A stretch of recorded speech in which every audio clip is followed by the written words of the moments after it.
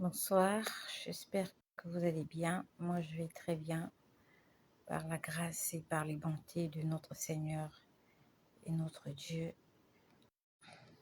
l'Éternel des armées, le Tout-Puissant.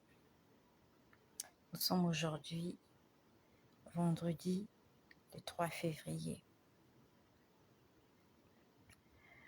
Et je rends grâce au Seigneur parce qu'il m'a fait voir cette journée.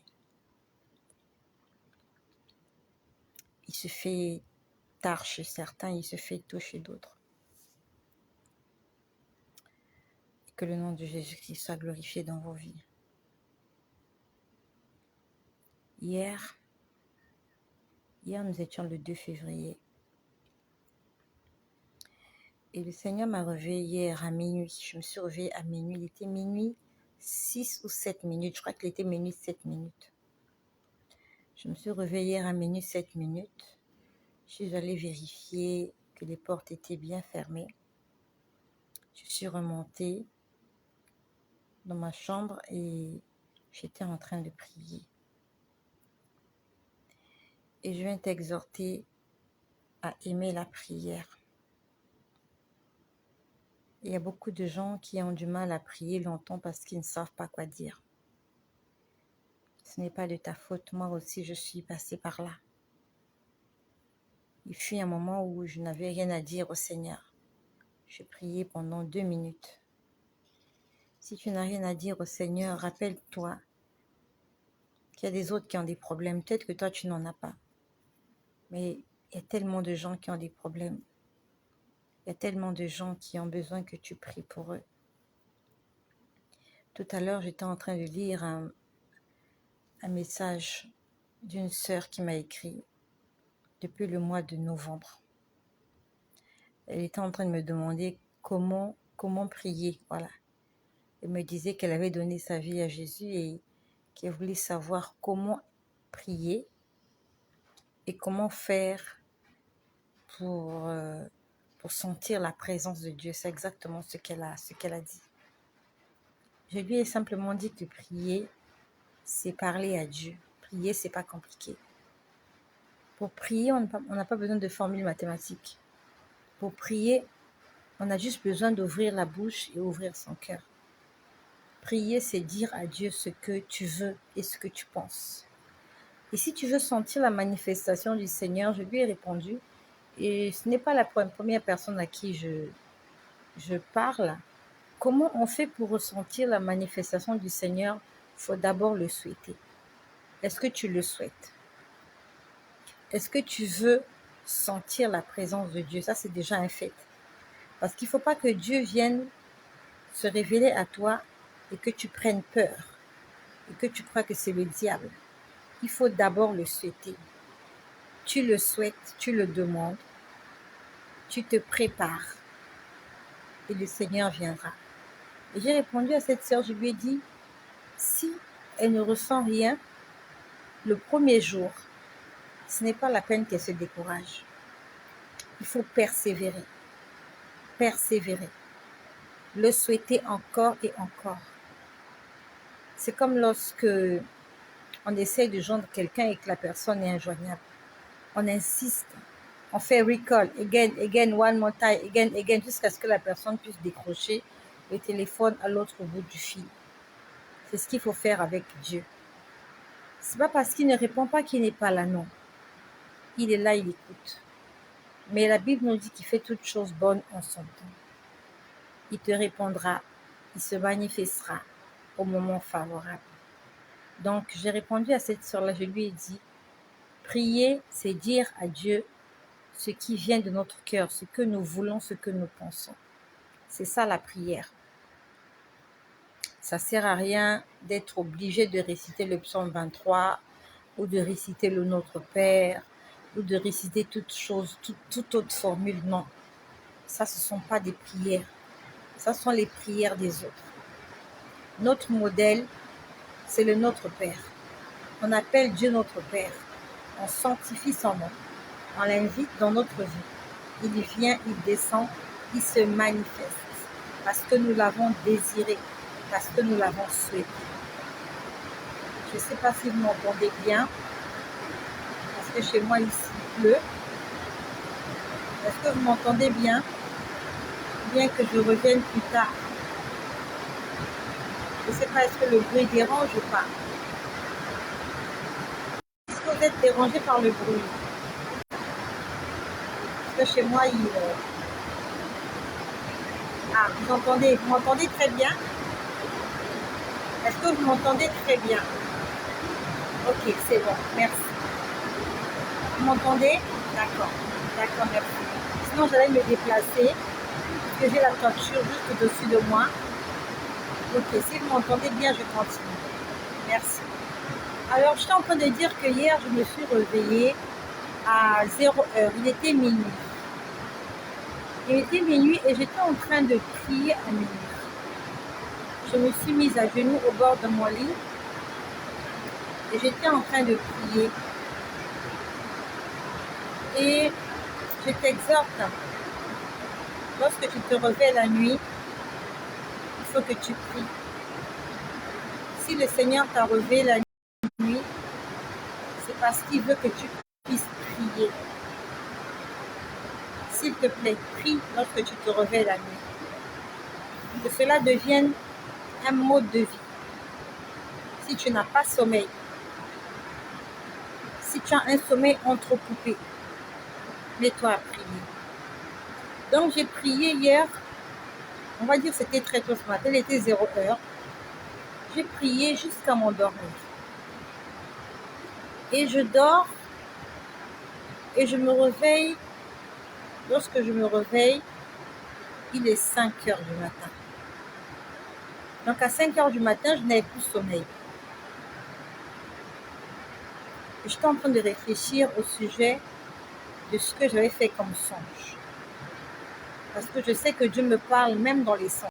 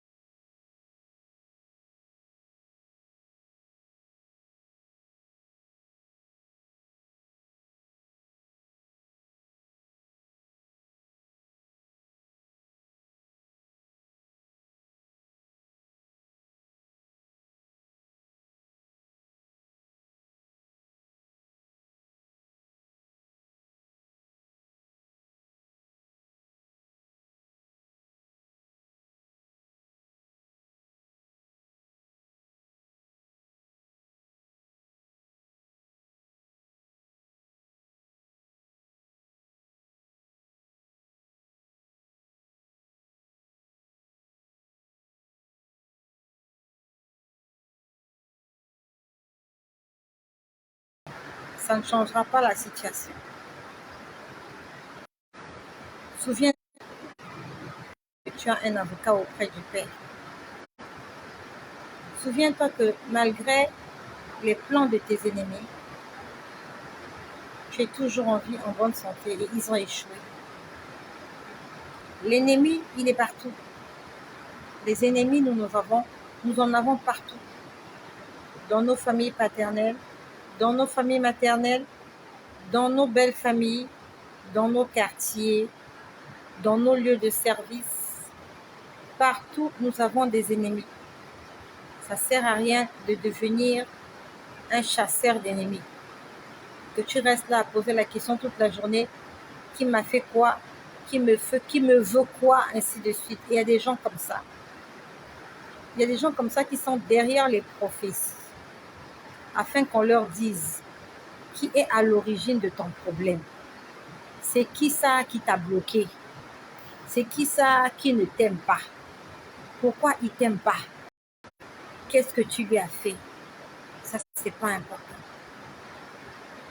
Tu auras toujours des ennemis. Même cet enfant qui vient de naître, ça fait 1 minute que la personne vient de naître. L'enfant a déjà des millions d'ennemis.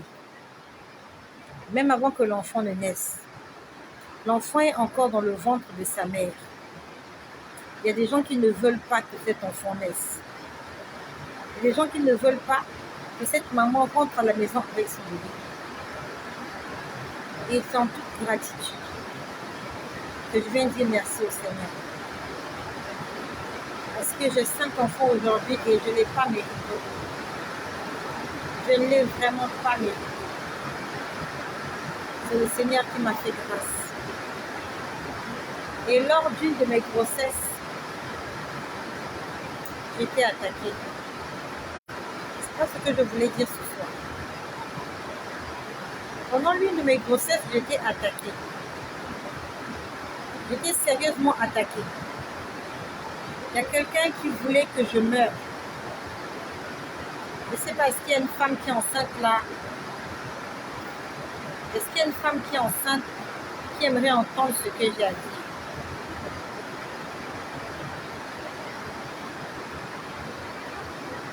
Quand j'étais enceinte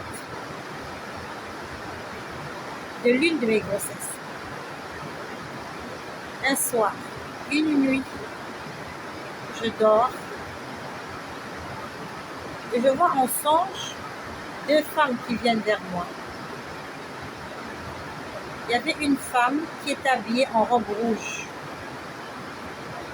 Lorsqu'on la voyait, on sentait qu'il y avait du fétichisme. Et il y avait une autre femme qui était là. Et dans mon songe, je n'étais pas encore convertie. Je n'étais pas encore convertie. Mais Dieu me parlait en songe. Donc j'aimerais te dire, maman, j'aimerais te dire, papa, j'aimerais te dire, jeune homme, jeune fille, Dieu te parle, Dieu nous parle, sauf que nous ne faisons pas attention. Cette nuit-là, je me rappelle bien, puisque je me suis réveillée dans la nuit, j'ai commencé à prier, pourtant je n'étais pas convertie. Je n'étais pas convertie. Donc, dans mon songe, je vois 2 femmes. Ces femmes-là étaient venues comme pour me condamner. Elles étaient venues me dire, qui t'a donné l'autorisation de tomber enceinte? C'est qui t'a donné l'autorisation de tomber enceinte? Elles m'accusaient. Je vais essayer de cacher certains détails, de peur d'exposer cette personne-là. Cette femme-là, elle est partie voir quelqu'un qui fait des pratiques. C'était une autre femme. Pour que la femme-là fasse des choses pour que moi je meure avec mon bébé. Et dans le même songe, j'étais en train de leur dire qu'elles n'avaient rien contre moi. J'étais en train de leur dire, vous n'avez rien contre moi. J'étais en train d'essayer de me défendre. J'étais en train d'essayer de me défendre. Et dans le même songe, je me retrouve à l'hôpital. Dans ce sens-là, je me retrouve à l'hôpital. Donc, Dieu est en train de me montrer le plan de ces femmes-là. C'était un hôpital à étage. Et mon esprit se promenait dans l'hôpital. Je vois dans une salle d'opération. Je pouvais être enceinte peut-être de 6 mois. Peut-être que j'étais enceinte de 6 mois. Je n'étais pas encore à terme. Je me vois dans une salle d'opération, mais je suis en esprit et j'entends des gens parler. Je suis toujours dans mon songe. J'entends des gens parler, il y a quelqu'un qui dit « Sauver la mère ». Quand j'ai entendu « Sauver la mère », j'ai compris que c'était un accouchement difficile et qu'il fallait faire le choix entre la mère et l'enfant. Et il y a un médecin qui a dit « Sauver la maman ». Lorsque j'ai entendu ça de mon songe, j'ai dit non. J'ai dit, vous allez sauver et la mère et l'enfant. C'est ce que j'ai dit dans mon songe. Vous allez sauver la mère et l'enfant.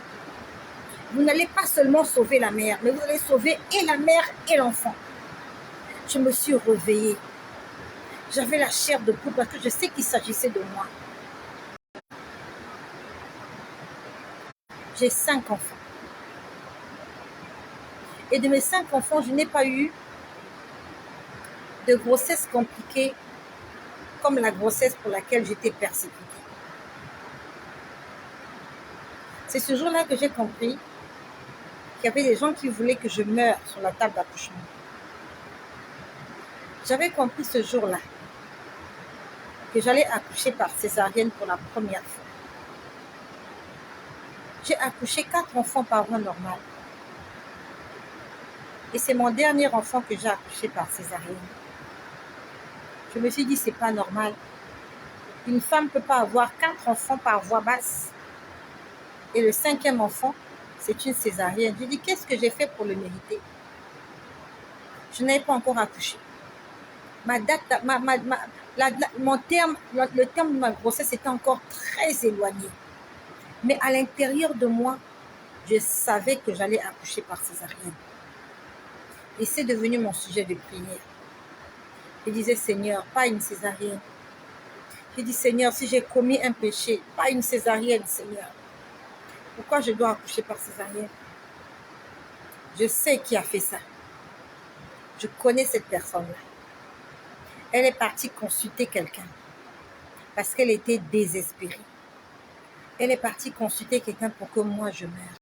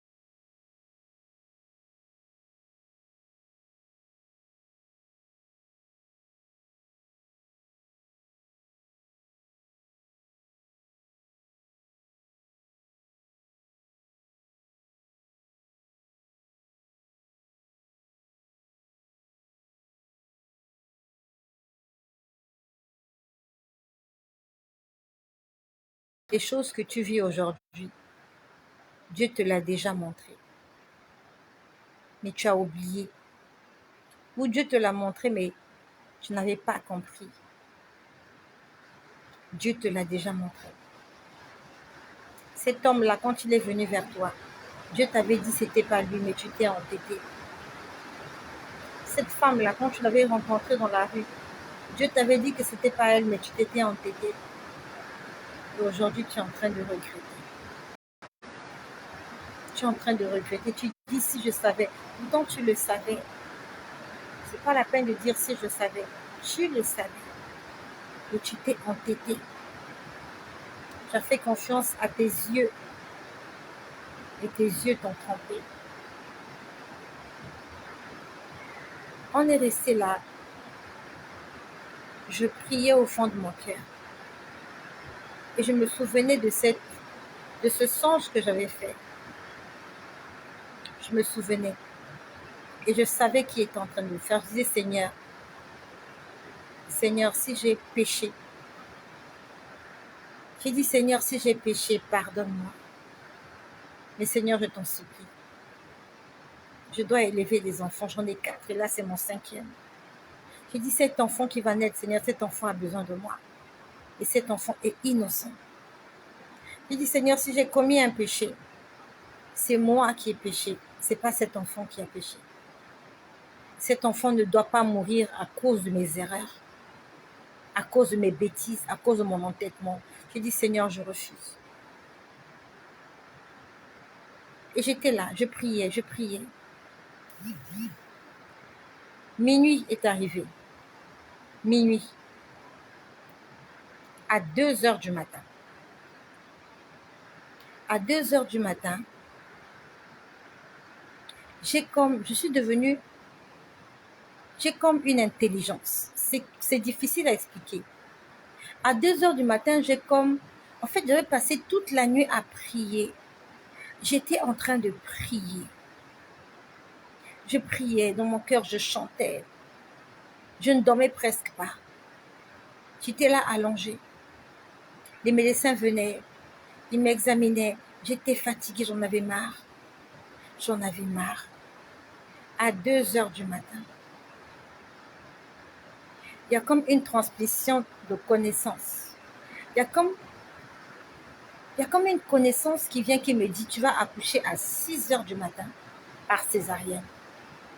Je ne sais pas comment expliquer comment je le savais, mais je savais qu'à 6h, ils vont me faire une césarienne. À ce moment-là, j'ai commencé à prier. J'ai dit, Seigneur, je veux que cette césarienne puisse bien se passer. Jusque-là, je priais pour que j'accouche normalement par voie basse. Mais à 2h du matin, j'ai comme quelqu'un qui me dit, tu vas accoucher par césarienne à 6h. Et c'est exactement ce qui s'est fait. Vers 3h du matin, les médecins sont venus autour de moi. Ils ont vu qu'il n'y avait pas d'amélioration. Il n'y avait pas la dilatation du col. Il n'y avait pas de contraction. Ils se sont dit, on lui fait une césarienne. Elle est avec qui? Elle est avec sa mère.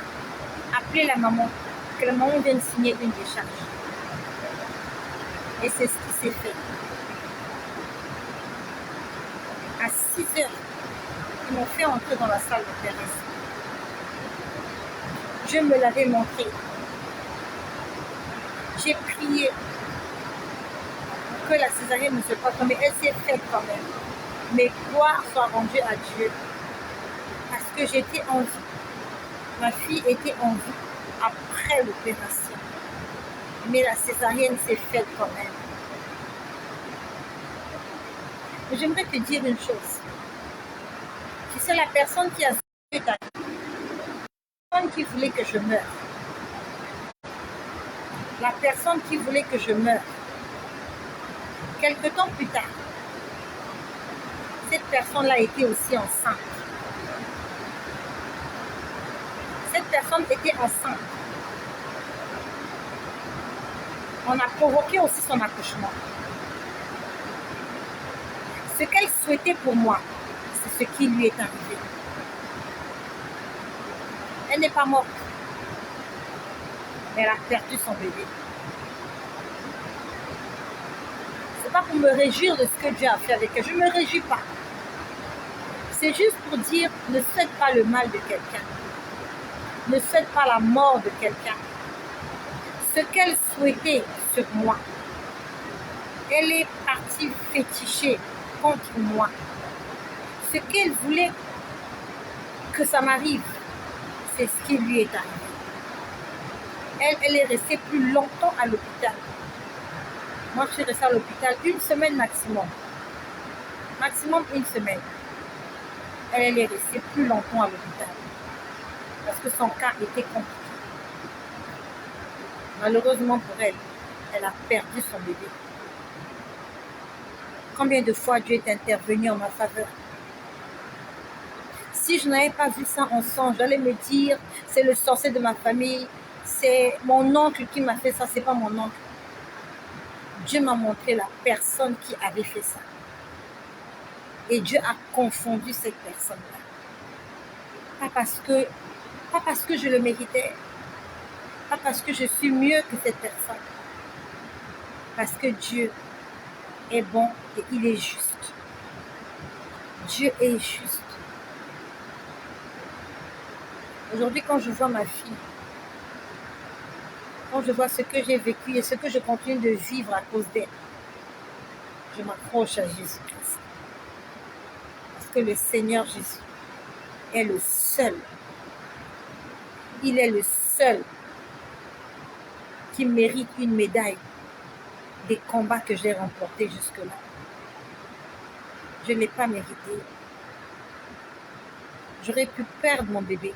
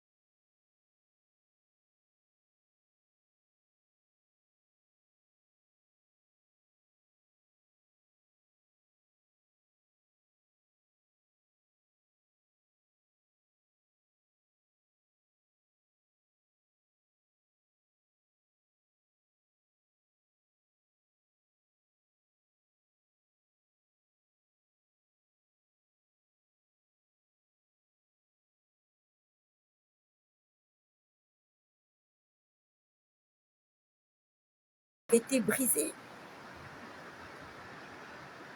Quand j'étais plus jeune, je disais mon père est là, mon père n'est plus là.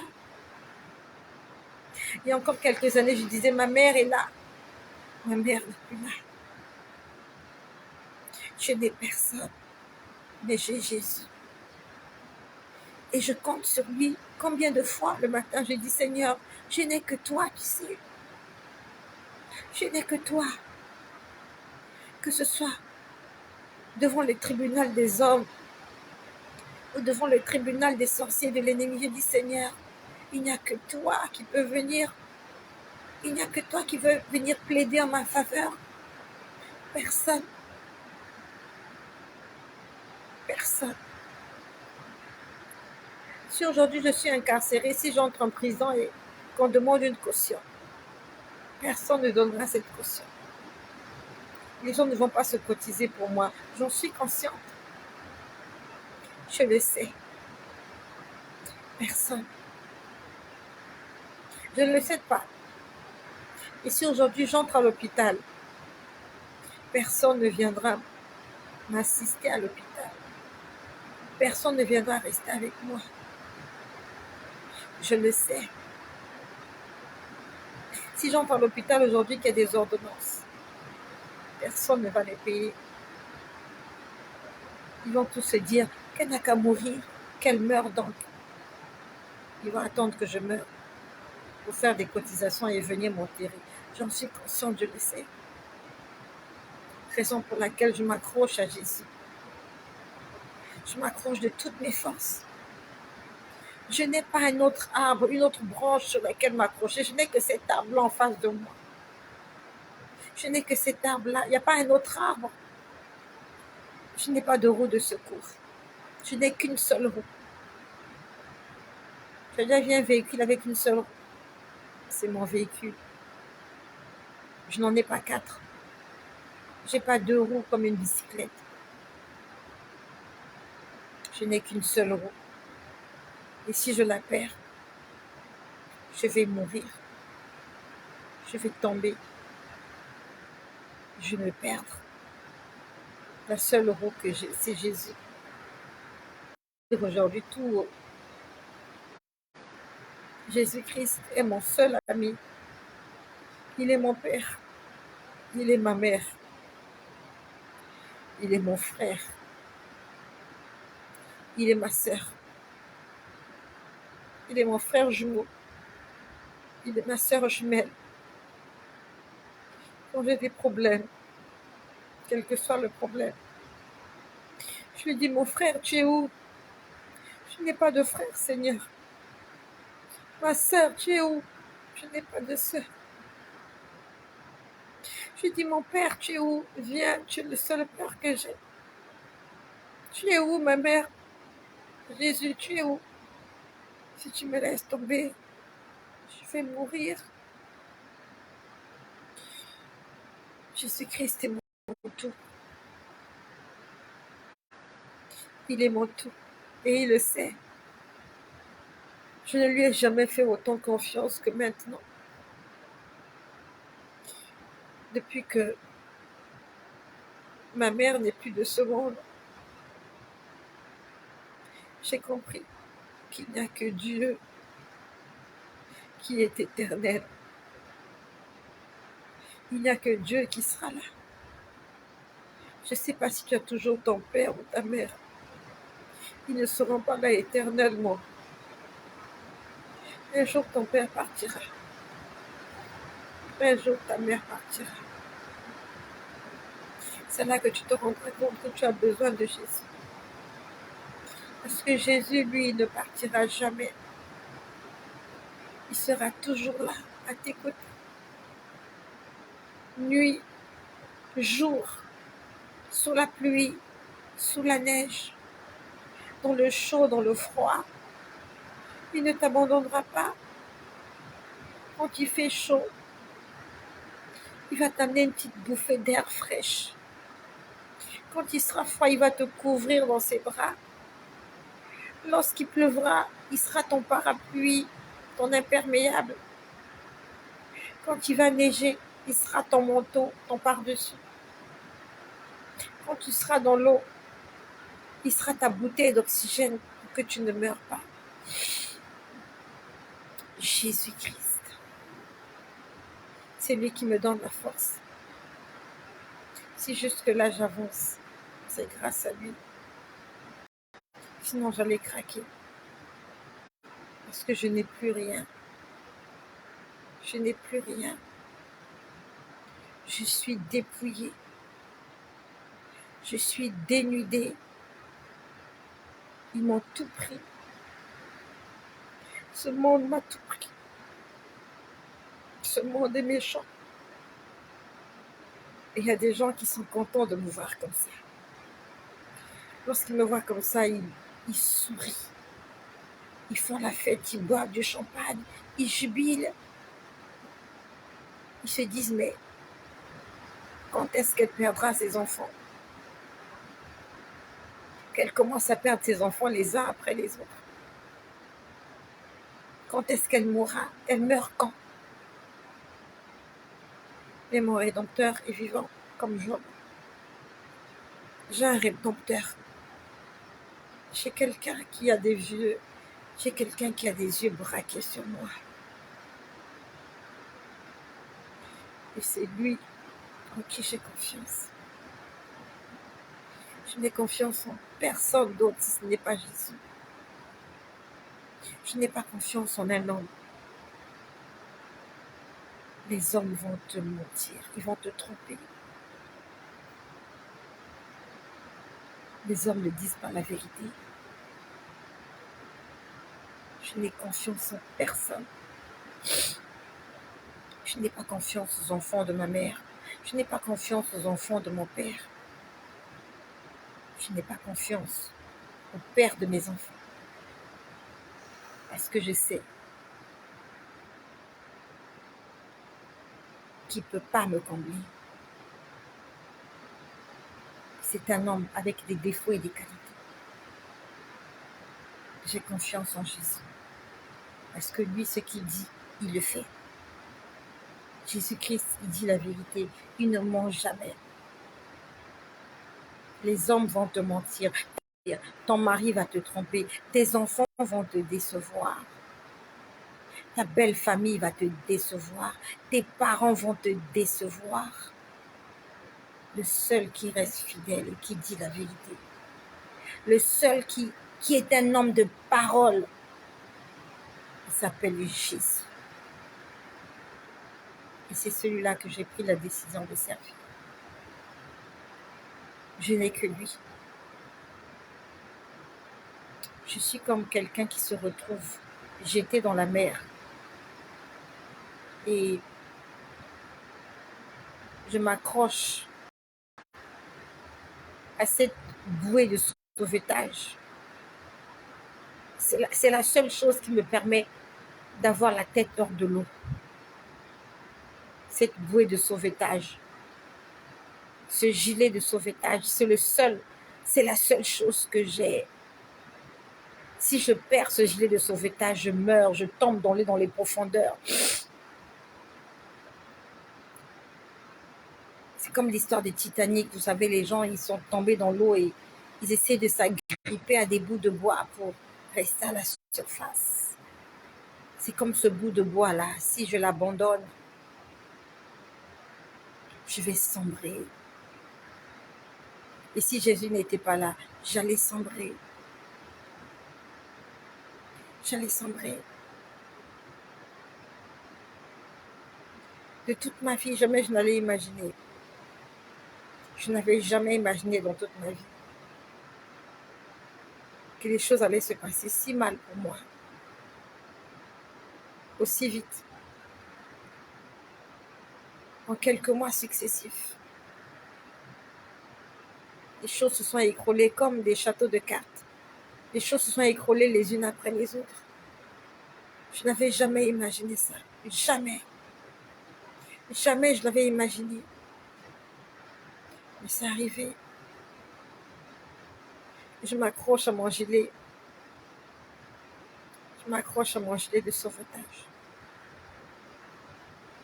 Il s'appelle Jésus-Christ. c'est lui le garant de mon avenir. C'est pas ce que je voulais dire ce soir. Et le Seigneur a voulu que j'en parle. Et j'aimerais que tu fasses comme moi. La personne sur qui tu fais confiance. Un jour, cette personne s'en ira. Qu'est-ce que tu deviendras? Ton mari peut mourir.